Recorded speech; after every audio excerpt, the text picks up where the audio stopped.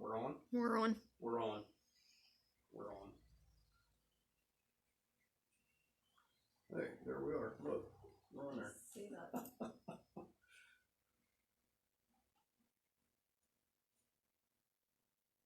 Okay. We're all good? There we are.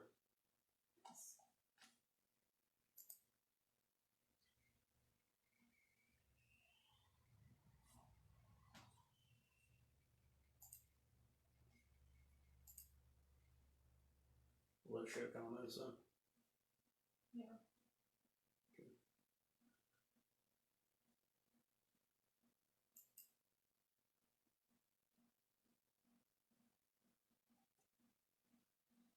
It's a little delayed. What's that? It's a little delayed. Yeah. Go ahead. All right, hey. Now we'll wait for some people to get on here.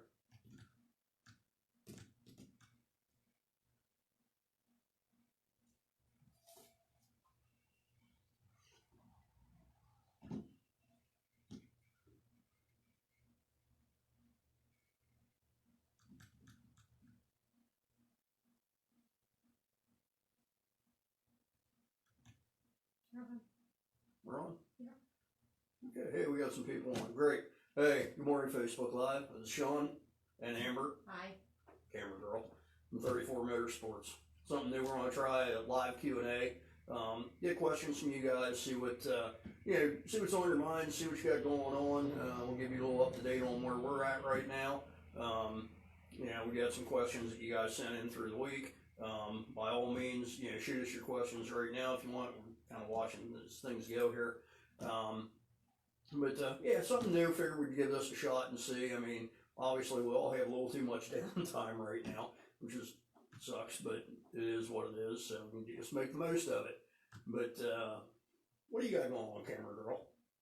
Just busy with fiberglass right now. Yeah. Can't really do much of anything else, so Yeah. slowly getting caught up on that. Yeah, that's there's a whole lot of it sitting here to go out. So yeah, she's been more than busy with fiberglass, which we'll touch on that. We had some questions on that, which we'll get to here in a little bit. But anyhow, like I said, there's nothing else happening right now. We're all just kind of sitting around twiddling our thumbs, waiting for the green flag to drop, so to speak. So what are you doing with your weekends now that you can't get the races? God, other than making laps around the house? I've worn out the floor in the house. I mean, I need to get back and dig it up and roll it in again because it's getting bad. It's pretty dry slick right now. It makes it difficult to get around. The dog kind of gets up into the fence. It's not good. Not a pretty situation. No. And I know you're just relaxing on the weekends because of I am. all that over there. Yeah. It's kind of nice, but it would be nice to get to the races. Yeah. Hey, we'll get there. Hopefully, after this April 30th deadline, whatever you want to call it, goes, hopefully we can get back to the track again. Because this sucks. Like I said, it really does. Again, doesn't seem to be much we can do about it right now. Take care of yourselves and, do the right thing. I said last week, see somebody that's sick, just steer clear of them. Have you been out in public much? Not much. Yeah. It is, I'm thinking about it, like people like you, last minute people, like when we were still racing, Mr. Last Minute. Yeah. It's kind of nice for those people. It does give you a little bit more time. Yeah. It still sucks because we all want to be at the track, but. Yeah, absolutely. Last minute. If I wasn't last minute, well, how would you have acted? Well, I wouldn't know who you were, so. Exactly. But, So again, we're going to, if you got any questions, we're watching here to see whatever pops up. And we said we've got a list of stuff here that you guys have sent in to us through this week. Let's start with this one. What got us started in the racing business? Well. No, it all goes back to you. You are the reason that we got started in racing. Okay. Yeah, I raced, but it was. Okay. Yeah. People have said I live vicariously through her. I don't know if that's. Yeah, it's true. Yeah, it's 100%. But yeah, it's true. Yeah, 100%. But no, we got started, and I mean, we had got involved in go-kart racing. I back up a little bit. I used to race motocross a really, really, really long time ago. Yeah, I'm old, but yeah, and that's where it all kind of started at. She came along and we looked at some different things as far as racing goes. I mean, I'd never really gotten away from it so much. I mean, just obviously just a fan sitting in the stands, but she got old enough, and then we started to kind of look at some things a little bit, and it really honestly it all started. We went to I think Rehoboth Beach on vacation one time. They had a little concession cart track there, and they had like kid size carts, this concession track, and we put her on them. And she had this look in her face. There's her and a little boy out there. She had this look on her face like, there's no way in hell this kid's going to beat me. I'm going to stomp this kid in a new mud hole, whatever. And he's out there with a look in his face like, I can't let a girl beat me. Well, she whomped him. But anyhow, so we came back from there, and it was like we went to Shippensburg Speedway on Friday night. Kevin Quirk, those of you who know Kevin, I mean, if you're here, you're right next door to him. He does all of our screen printing stuff. Need screen printing done? See Kevin. Great job. Good guy. But Kevin was racing go-karts at the time, so we went to Shippensburg on Friday night to watch Kevin race. And we're sitting there in the stands, and I said to her, hey, you like this? Oh, yeah, it's cool. You think you might like to do it? Oh, yeah, this would be really neat. And it was all downhill after that. We went and bought a go-kart and everything, and bought this thing from off a guy's front porch that was like the greatest piece of, it was the greatest thing ever. It got us started. It did get us started. So, we raced that thing for a year, and then bought a couple more go-karts, and bought a couple more, and then she started to get pretty good. And so we started to look at it a little bit, and was like, oh, why don't we get into the business end of this deal? So we started to get some go-kart parts and stuff, keep them on hand for people at the track. And wait a minute. Is it true that you stole your signature blue color from somebody else? No. I don't think we stole it. No. I think our blue is very similar to that individual, Mr. Chris Ray. Yeah, I think, Chris, that it's not necessarily stolen. All right? We share. It's all good, Chris. We share. Anyway. Anyhow, back to where we're at. Thanks for the question, Chris. But we got into the business end of it, and we opened up Al's Card Supply, and that was in 2002. Yeah. We stayed in the go-kart business till 2017.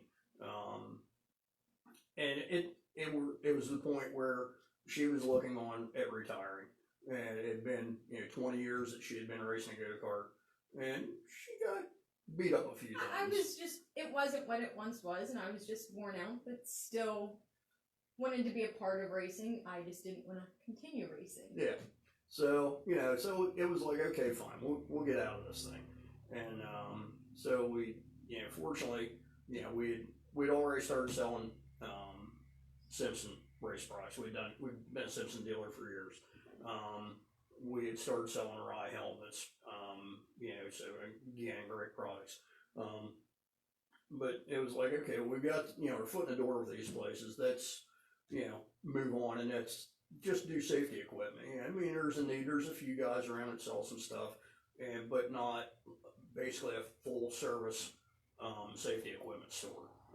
There's other shops around that sell fire suits, or it can get you a helmet or whatever, but nobody that we saw actually had everything. So that was kind of our deal. We were going to do that and be happy with it. And we continued.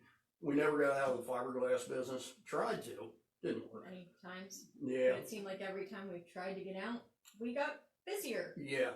So we just continued. We stopped trying to get out of it.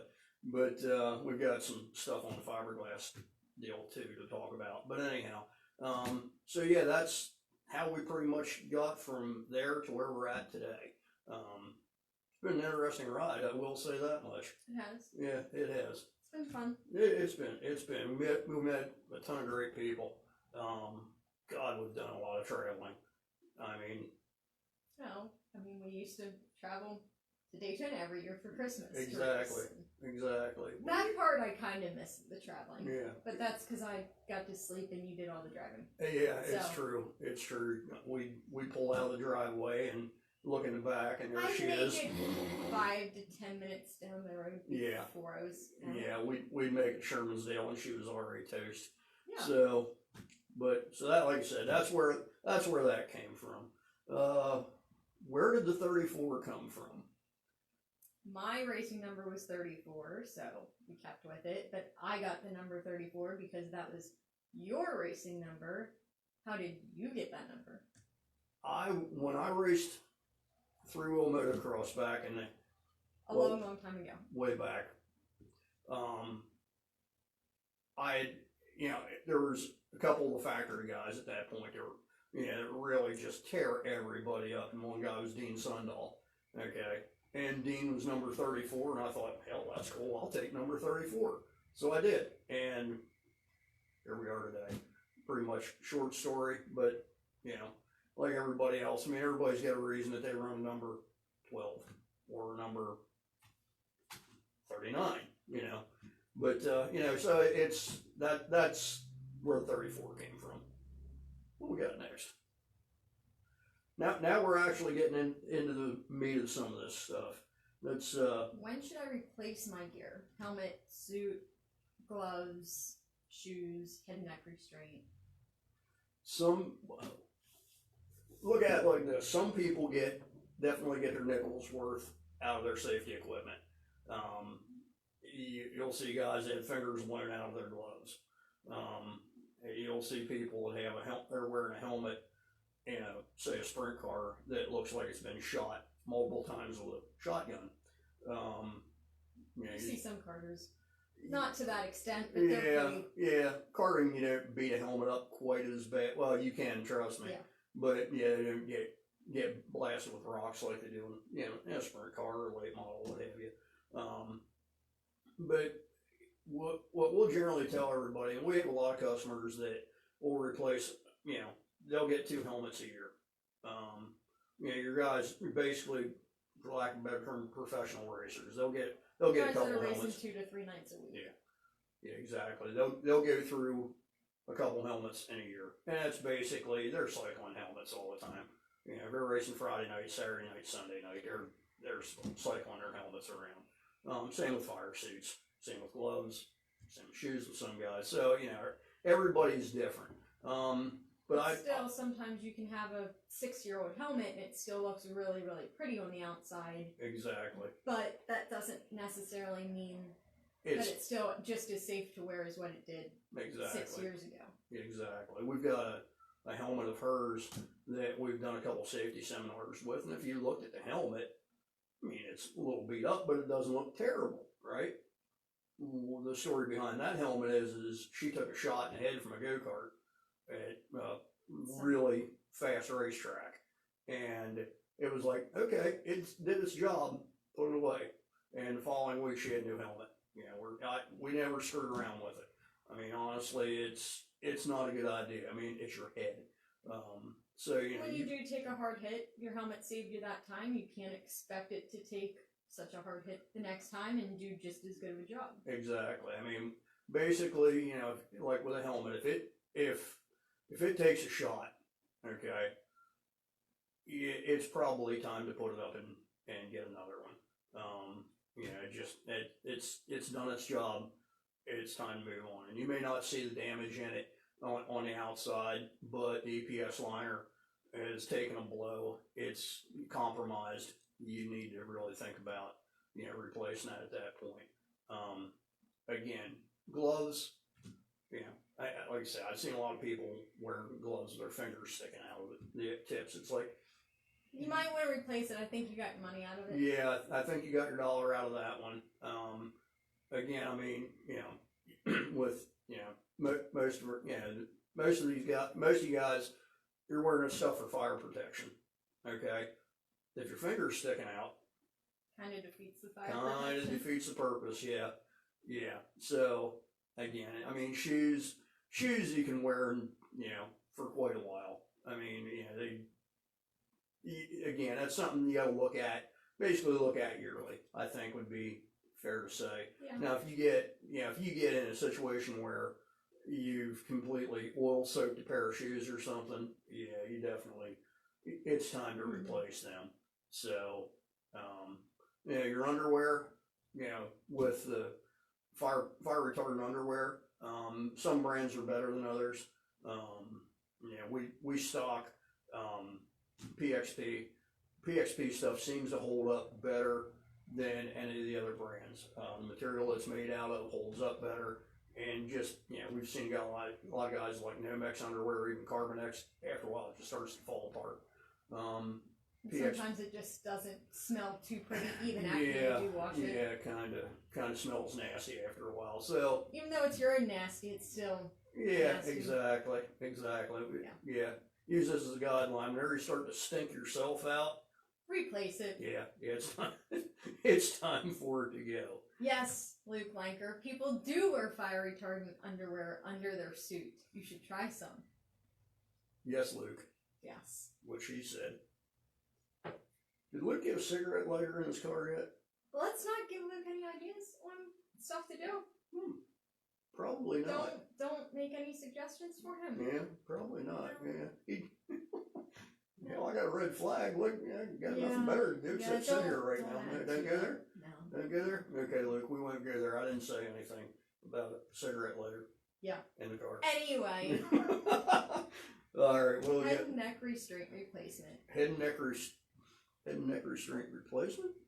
Or not replacement. Head and neck restraint, like when should that get replaced? Okay. Let's just go over this because we had a couple questions on that. You have what's the difference?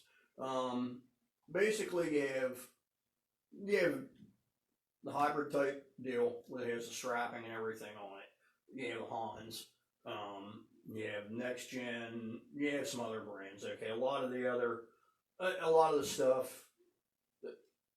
Basically, you have two types. You have Hans type, which is held in place by the belts only, and then you have the hybrid type deal, where it is held in place by the belts as well, but it also has a strapping system that goes around your chest.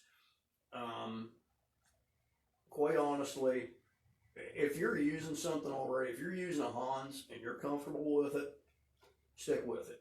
I mean, if you want to try something different, by all means, don't be afraid to try it. But, we've had people that have, been using one, tried the other, and didn't like it, and went back to where they were at to begin with. Sometimes racers are not really good about change. Okay, I mean, and that's why whatever. Are you talking about yourself or me? Okay. Me. Okay. Anyhow, but yeah, like I said, a lot of times if you're comfortable with what you're using, go ahead and stick with it. But what we tell people that haven't used one before, say a guy coming out of go-karting that's going into a micro, for example, we'll try pushing towards a hybrid because if you talk to Simpson, keep in mind Simpson owns Hans, Simpson makes the hybrid. Simpson will tell you for open wheel stuff, you are a lot better off with a hybrid. Namely because the way it attaches to the way it's made that it attaches to the helmet. With a Hans, and Hans does a great job, but Hans is made to go basically head on into a wall, and that's what it does. It keeps your head stationary whenever you have a head-on impact. Y'all know that, especially in sprint cars, whatever, that head-on impact's not so much. You're going side over more than anything, and that's where the hybrid's a little bit better piece than the Hans because of the way it attaches. You have a little bit of side-to-side with the hybrid that you don't have with the Hans. Pretty accurate? Mm-hmm. Yeah. So there's kind of different things. I mean, we stock hybrids all the time. So I mean, once the lid's lifted on this thing, if you guys want, if you're looking for one, come in. We can show you what. Get into more detail. Yeah, we can get into a lot more detail with that. Mm-hmm. Belts expiring every 2 years. That's something that we hear a lot from people when there's nothing wrong with my belts. They're fine. Mm-hmm. Well, I mean, I was just reading an article in PRI last night, and goes right with that, and Yep. they were talking to the SFI Foundation and why you should replace them, and Exactly. the webbing gets worn out, and even being out in the sun, that kind of wears it out and adds to that. Yeah, you have an environmental thing with belts where UV light is really bad for belts. I mean you're taking your car to the car wash after you get done on Saturday night. They're getting wet, they're drying. It's there's a lot of things that go along with it that to keep everything in check, you really should replace those belts every 2 years. And actually, to expand on that a little bit, I saw it a long time ago. They had a like a slow motion camera thing of a guy hitting the wall and his belt's stretching when he hit the wall. If you're in a really hard impact, you may want to look at replacing your belts at that point too, because again, like a helmet, it's done its job, and you can't expect it to continue taking that strain. Exactly. And keep it up. Did you see that Luke quit smoking? I feel like it's a lie. I hope that Luke, if you maybe quit he smoking, did. kudos, bud. Good job. Hopefully you did. I'm not holding my breath. Be nice. Maybe he found candy cigarettes. Remember that? Maybe. Remember that? Maybe. Yeah, bubblegum cigarettes. Yeah. They were. Switch to that, Luke. Yeah, there you go. But anyhow, where are we at here? So that was the belt thing. Let's hit on that one. Okay, we were supposed to do a safety seminar at Hunterstown today, go-kart track. Obviously not happening. But this is one of the things that we wanted to touch on there, which this is, it's been an ongoing issue, and we've addressed it before with the karting community, is helmet straps, sissy strap. Okay. Not a lie. No. Whoa. Good for you, Luke. Good, Luke. Good job, Luke. Good. Anyhow, back on point. Helmet straps and sissy straps. Helmet straps, sissy straps. Okay. First thing we want to do is get correct placement of the strap. This is one of Amber's older helmets, painted by J.R. Fogelsonner. Need a helmet painted, check this guy out. His stuff is just over top of everything else.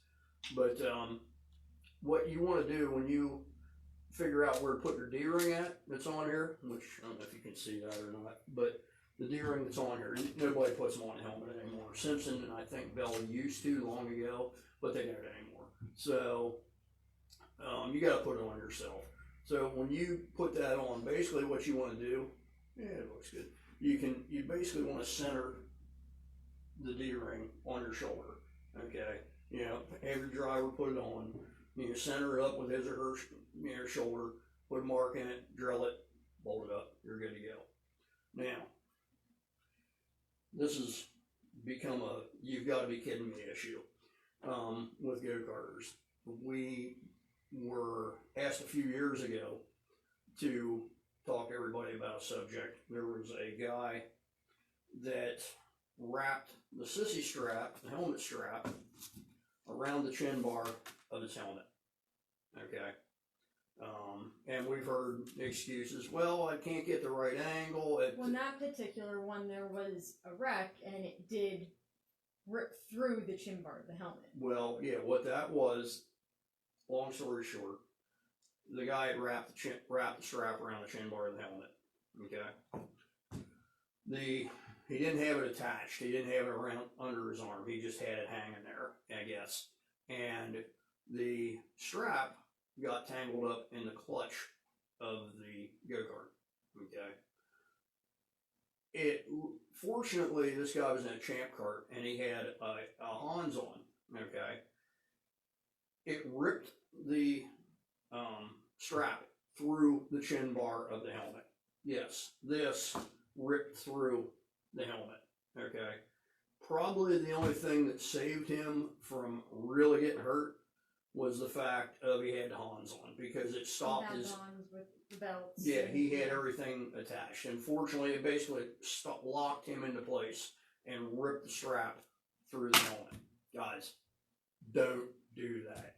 The helmets, they're not made to have that kind of pull on the chin bar. Exactly. You know, this D-ring on here is the weak link. Think of it like this, okay? You've got this deal all hooked up, okay? And everybody that races a go-kart has been wheel hopped. Somebody's ran over your left rear, hit you in the shoulder, okay? It's happened to me, it's happened to her, numerous times, okay? Now you got this thing all hooked up, somebody wheel hops you and catches the strap, okay? You want something to let go, okay? You don't want everything to, to get you all jacked up. That's why the D-ring is basically the weak link, okay? These D-rings are fairly light duty, and they will break. They'll rip out, okay? Because if it doesn't, if you've got this thing wrapped around the chin bar, okay, it can jack your neck up pretty good. So, yeah, don't do that, guys. This is for your own safety, okay? You know, they're made the way they are for a reason. Don't try to wrap it around here. It's just a bad idea. You got anything to go with that? No. I mean, it's definitely tough. Middle of summer, racing around a small track. And oh, yeah. It's hard to hold your head up, and you want to do what you've got to do, but you also have to think that the safety end of it, on top of it, and gear's only made a certain way, and it's made to be done the way that they want, not how you think might be an okay idea. Yeah. So, guys, do it the right way. You know, we don't want to see anybody get hurt. You know, we sell safety equipment because we don't want to see people get hurt. So please, you know, do this stuff the right way. So what do we got here? Luke's back on. How much money do you have to spend before Luke, once racing season gets started, I will make sure your picture is the very first one that gets added to the 2020 season. I promise. How do you get off with your gloves in case of a fire in a sprint car? Do you have anything belted in? With the sissy strap, helmet strap. With a helmet. You talking with a helmet strap, Luke, or are you talking with a hybrid or a head and neck type deal? Shoot us your question on there. Clarify that a little bit for us. In the meantime, what do we got here?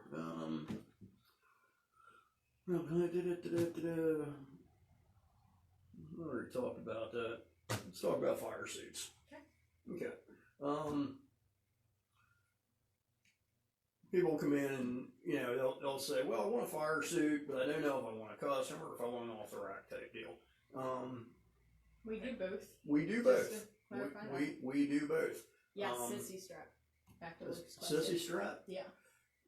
Generally, Luke, that shouldn't be an issue. With the sissy strap, it's just holding, you know. Yeah, that shouldn't be a problem. You should be able to get out of the car with that. I think because you've got your belts so you've got your head and neck restraint on, you've got your belts on, and then a sissy strap along with it. Right. So because of you're not just sitting in a flat cart, you've got the belts in there, so you've got that extra piece. And I get what you're saying. Yeah, I mean, definitely having the belts and a sissy strap. I mean, obviously, in anything with cage, you have to have the belts on. Right. But it does add to it, and maybe something for anybody that does want to wear the sissy strap in anything with a cage. Yeah. Whether it's a champ cart, sprint car, whatever. Yeah. Maybe get in practice, like at home. Yeah, there's something that's. Thank you for bringing that up. I kind of forgotten about that. That's something that you know, I know some guys do it. It's something everybody should do, no matter what kind of car you're racing, whether it be a sprint car, late model, Legends car, whatever. You need to practice getting out of the car. If you're in a fire situation, I mean, remaining calm generally doesn't happen. I mean, it's like, holy crap, I'm on fire. And, you know, all sense of reason goes out the window. You're just looking at getting out of there at that point. Honestly, one of the best things you can do is, hello, Kevin. Honestly, one of the best things you can do is practice getting in and out of the car. Okay. You know, best thing you can do, put the thing in the shop, turn all the lights out. Okay, because that's basically how it works when you're in a fire situation. Okay, you need to be able to get out of that car, you know, put all your gear on, put everything on, get strapped in the car, and, you know, have somebody turn the lights off. and time you how long it takes to get out. Okay, you might be surprised how long it does take you to get out of the car. And that's just practicing that. And that's just practicing. That's not being in a situation where, you know, all hell's breaking loose and, you know, you're just completely, you know, losing your mind at that point. So, yeah, something you want to think about, especially younger drivers, you know, kids getting micros or legends or what have you. Something you want to look at doing. I mean, honestly, it's a good practice to get into. I mean, everybody practices trying to how fast they can, you know, swap an axle out in a car, or how fast they can pull a tire off and replace it. Do that deal with getting in and out of the car. It will only be a benefit to you in the long run. We hope that you never have to. Hopefully, you never have to. But you know, but that's something honestly, you want to do. So, what Luke say here? If it gets caught on the belt. If it gets caught in the belt and so get out. Just yeah. you had touched on. Yeah, like I said, it's something something you definitely want to practice. Yeah, actually, and going back to the sissy strap thing, I only know. I mean, there a lot of guys used to wear them. A lot of guys don't anymore because of the full containment seats. Because basically, you know, in a sprint car, for example, your head goes over like this, and you're against the headrest on the seat. Where, you know, it used to be there was no headrest there. I know, I'm trying to think, Brian Brown wears one, from what I've been told. I know I was involved with a driver that tried to wear one and came out of the car and said, yeah, no, never mind, I don't need to wear it. So, again, I mean, everybody's different, but, yeah. Yeah, so, what we got? Suits. Oh, yeah, that's right, talking about suits. Okay, so like off the rack versus custom. Some people are perfectly content with an off the rack suit. I mean, obviously, you have a cost thing there. Okay. You have a cost, and you also have a size thing. Not everybody is. Yeah, exactly. And off the rack suits. Off the rack suits are what they are. I mean, you know, it's kind of like, you know, does it fit you or doesn't it? Might be a little long in the leg, might be a little short in the leg, might fit you great here, but not there. And we've had some customers that it's kind of like, or anything between a small and an extra large and everything in between, and somehow we've managed to get a couple of those guys into an off the rack suit. Don't ask me how, but it's worked. So we don't question when things happen like that. It works. But yeah, going back to suits. I mean, obviously there's a cost difference. Even though you can get some off the rack suits that cost a couple $1,000, which is crazy to me, but whatever.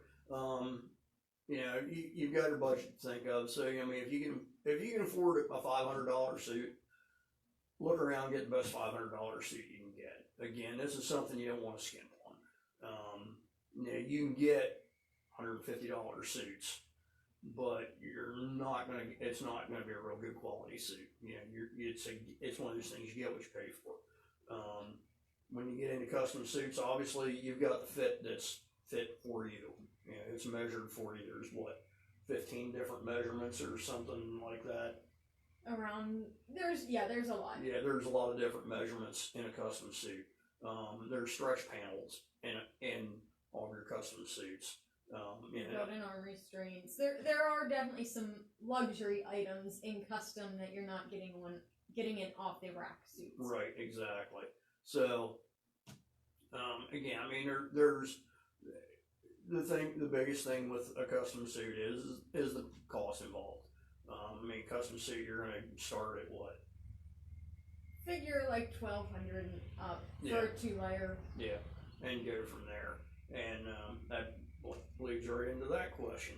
Now, some guys will say, well, I only need 1-layer suit. Okay, you've got I think it's 6 seconds of burn time with a 1-layer suit. Somewhere, it's not much. 2-layer suits, you get more. 3-layer suits, you get more. And then if you wear the fire retardant underwear underneath, you get that extra bit. Every single layer adds. Even if it's just 1 or 2 seconds, it's still 1 or 2 seconds. Exactly. And that's a lot. Exactly.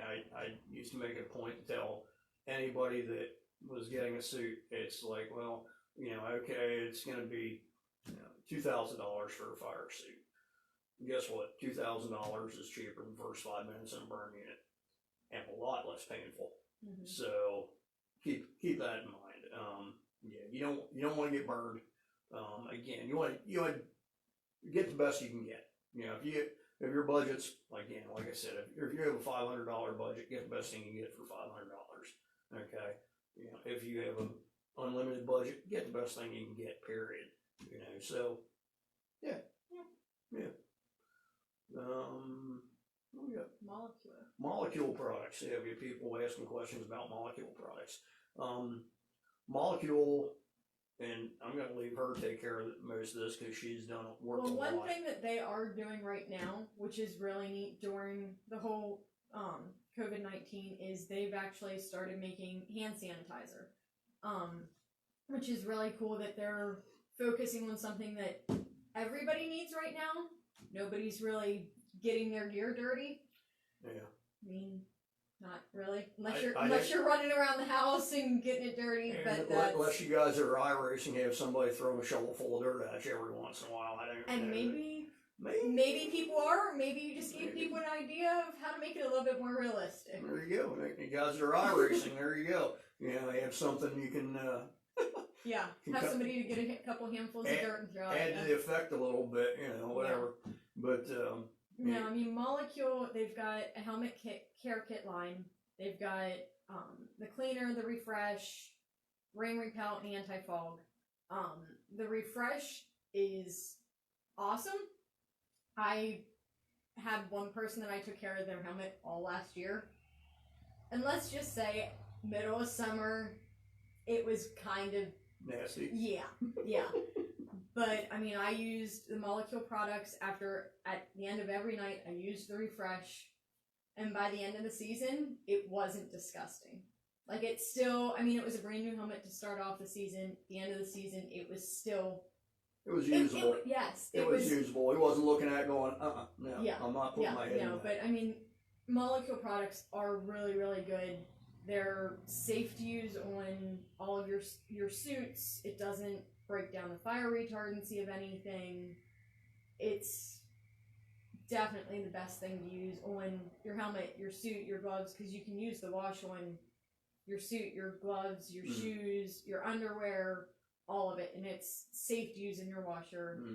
It's good product, and again, they have a full line of stuff. They even have some car care stuff. Not that we do a lot of that, but no, but they do have. I have a tree at my house that produces a lot of sap, and I tried so many different things last summer, and I used their detailer, and that is the only thing that was able to get it off. So yeah, their car care line is pretty good. Huh. Impressive. Is. So if you got a tree sap issue this summer, Molecule works. There you go. What else we got? Anything else? I think that's. Look off your list here. There we go. We didn't touch on that one. Oh, no, we didn't. Difference between we'll say an inexpensive helmet versus a more expensive helmet. Again, guys, this goes back to what we were just saying about fire suits earlier. Get the best thing you can afford. Again, if you can only afford, $250, $300 helmet, look around. Get the best thing you can get. I mean, you can check with us. You can go to the races, see what other guys are wearing, and get an idea. Okay, hello, Mike Yoder. But get the best thing you can get. I mean, if any of you know us, have seen us at shows or whatever, we push our eye helmets. We're a Simpson dealer, we're a Stilo dealer, but a rye is what we push. The way the helmets are made, nobody else makes a helmet the way a rye does. They're very particular from the entire process. Like you can go on their Facebook page, their Instagram page, and they actually have videos on how they build them. Exactly. Which is, I mean, I think that's really neat because it's protecting your head. You want to kind of see how your helmet's made, and it's neat that they do something like that. Right, exactly. I mean, anybody that actually builds the shells for a ride, whether it's their the GP line, their automotive helmets, or their motorcycle line, anybody that builds the shells for those helmets has served at least a 2-year apprenticeship. You don't have some guy that they just hired off the street, trained him for a couple of days, and now he's building helmets. It doesn't work that way with Rye. They build, like I said, and this isn't any kind of a sales pitch or anything. They build what I feel is the best helmet on the market. I sold Rise a long, long time ago when I worked in motorcycle shops, and they were always a top shelf helmet there. Their GP line is just, I feel it's the best thing you can get. They're not cheap, but again, neither is your head. So, take that. Yours might. Whatever. You saying I got a $10 head? Well, maybe 5. 10 on a good day. That really hurts right here. Hurts my heart. Anyhow, but again, I mean, work within your budget. I mean, obviously, like I said, if you can only spend $300 on a helmet, get the best thing you can get for $300. All right. If you can afford $500, get the best $500 helmet you can get. And on up the line. Again, you got it. It's your head. You only got one chance to get it right. Okay. So, again, it's a matter of materials the helmet's made out of and how they're made. It is your biggest difference in prices. So, I mean, one other thing, we know not everybody can afford top of the line gear. And we have some brands that are less expensive. Right. And whatever your budget is, we want to try and work with you and get you what the best thing is for whatever your price point may be. Yeah, that's definitely something that we'll work with people on is, if somebody comes in and say, I have this much money and I need all this, we'll work and do our best to get you in everything you need. Sometimes it can be a little challenging. Sometimes it can be a little challenging, but we don't care who you are. We want you to have the best that you can with whatever your budget might be, and exactly. We've seen it. Be safe doing it. Seen a lot of times before where guys are like, "Oh no, you just want to upsell you." If you can only afford, if you've only got $1,000 budget for everything from head to toe, we'll do our best to get you in where you need to be at. So what else we got? How should I clean my gear? That goes along with use molecule. That goes back to the molecule stuff. Yeah, use molecule. Yeah, use molecule to clean all your gear. Simple, easy. Questions about any of their products? Let us know. Yeah. Yep. We do keep it all in stock. Here's something from Mike Yoder. Trent could definitely tell the difference when his new helmet says it's lighter and fits great. That's good to hear, Mike. That's what we like to hear. I know Trent's only got to wear it, I think, once, maybe twice, something like that. Well, I think they only got practice. Yeah. I think it was just practice with micros at Path Valley, but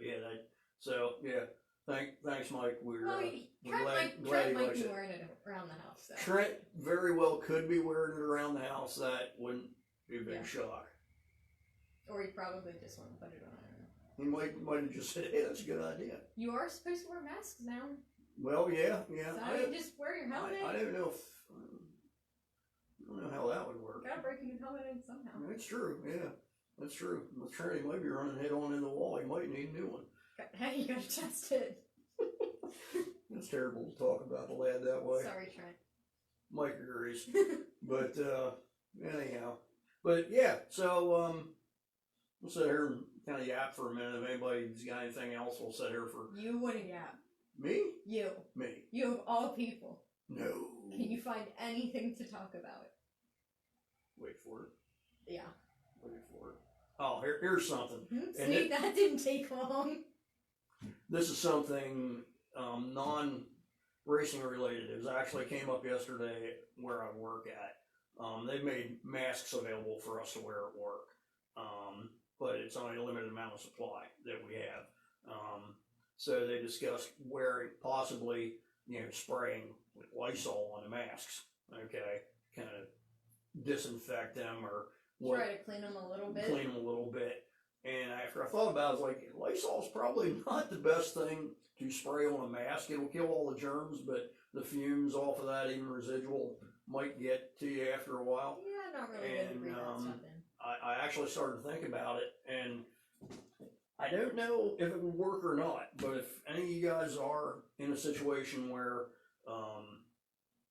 you're wearing a mask and you need to just only have one or two available, I don't know if it'll work, but I think the helmet refresh might not be a bad thing to try.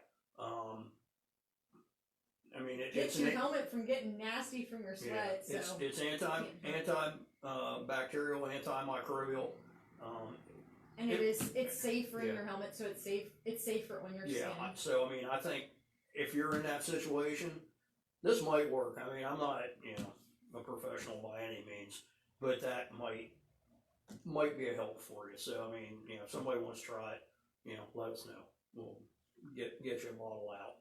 But Mike also said about a head sock for a mask. That would be another option. A head sock for a mask would be a great option. People look at you just as weird as if you were to wear your helmet. Oh yeah. I mean, if anybody's been out to any stores lately or anything, it is a weird experience.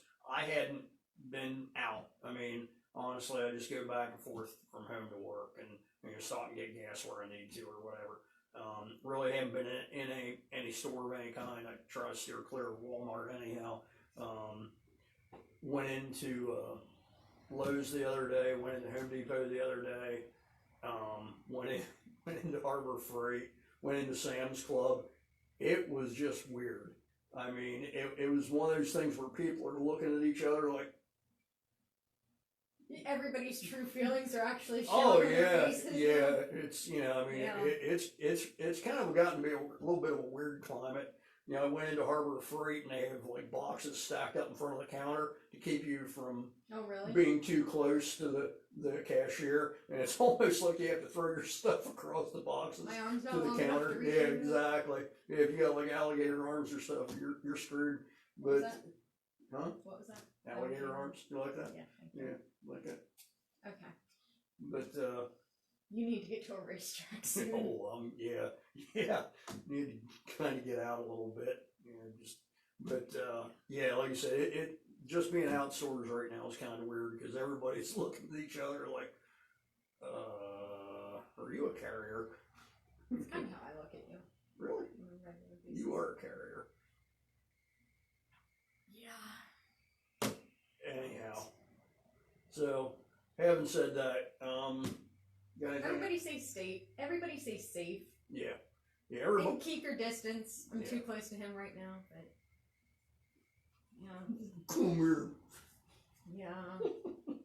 But no, definitely stay safe, and hopefully soon we'll all get to go to the races, and we'll probably go to the races and look at each other a little bit weird, like try and keep away. Exactly. Yeah, I don't know. We'll see. But anyhow, hey guys, thanks a lot. If you got any more questions or anything, you can send them to us, and we'll answer them for you. If you like this, let us know. Maybe we'll do it again here in a couple weeks or something. If you got, like I said, you got any more questions, let us know. We'll be right up front with you on everything, and we'll kind of go from there.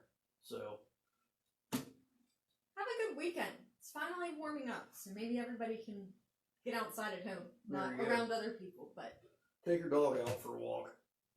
Go make laps. Yeah, go. Turn left with the dog. Yeah, there you go. Try to keep up with your dog. See if you can, see if the dog hits the cushion before you do, or whatever. But have fun with it. All right. Hey, we'll see you guys. Take care.